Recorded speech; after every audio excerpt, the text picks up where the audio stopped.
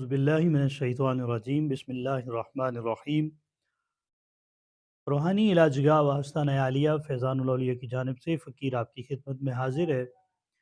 ناظرین و سامعین کرام، ہم آج کا جو عمل آپ کی خدمت میں پیش کریں گے، یہ عمل ہے کہ عوام الناس کی آنکھوں سے اوجھل ہونے کا عمل ہے۔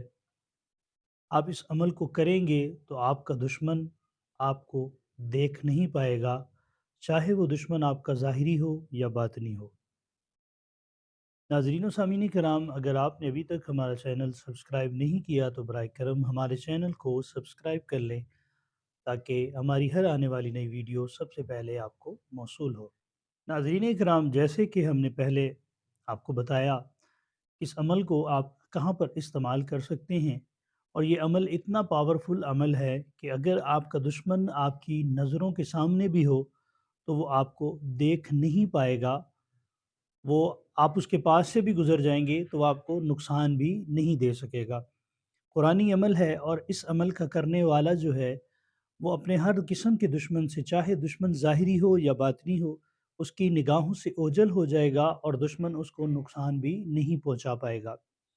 ہمارے شیخ محترم نے ہمیں ان اعمال کو کرنے کی اجازت دی، اور الحمدللہ ہم نے انہی اعمال کو پڑھا، اور پڑھنے کے بعد ہم ان پر عمل کرتے ہیں، اور الحمدللہ ہمیں بہت فائدہ ہوتا ہے ہم جب بھی اس عمل کو کرتے ہیں۔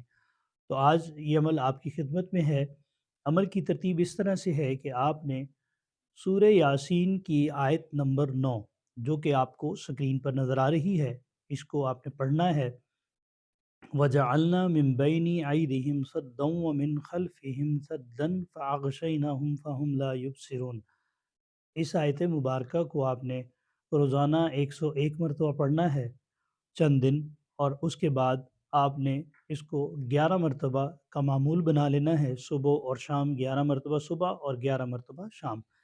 انشاءاللہ تعالی آپ کا کسی بھی قسم کا دشمن ہے تو وہ آپ کو نقصان نہ پہنچا سکے گا، وہ جتنی مرضی کوشش کر لے۔ اللہ رب العزت نے اس آیت مبارکہ کے اندر اتنی تاثیر رکھی ہے کہ اس کو پڑھنے والا جو ہے وہ اپنے دشمن کی آنکھوں سے اوجھل ہی رہے گا۔ ناظرین کرام، اس عمل کو کرنے کے لیے اور اس عمل کو کرنے سے پہلے آپ نے 313 مرتبہ درود شریف پڑھ کر حضور نبی کریم صلی اللہ علیہ وآلہ وسلم کی بارگاہ میں توفتاً نذرانتاً عقیدتاً پیش کرنا ہے۔ پھر تمام انبیاء علیہ الصلوۃ والسلام، صحابہ اکرام، اہل بیت اطہار، ازواج مطہرات اور حضور نبی کریم صلی اللہ علیہ وسلم کے والدین کریمین کو پیش کرنے کے بعد جمیع الاولیاء اللہ کی بارگاہ میں اس کو ہدیہ کرنا ہے، اور اس کے بعد آپ نے اس عمل کو کرنا ہے۔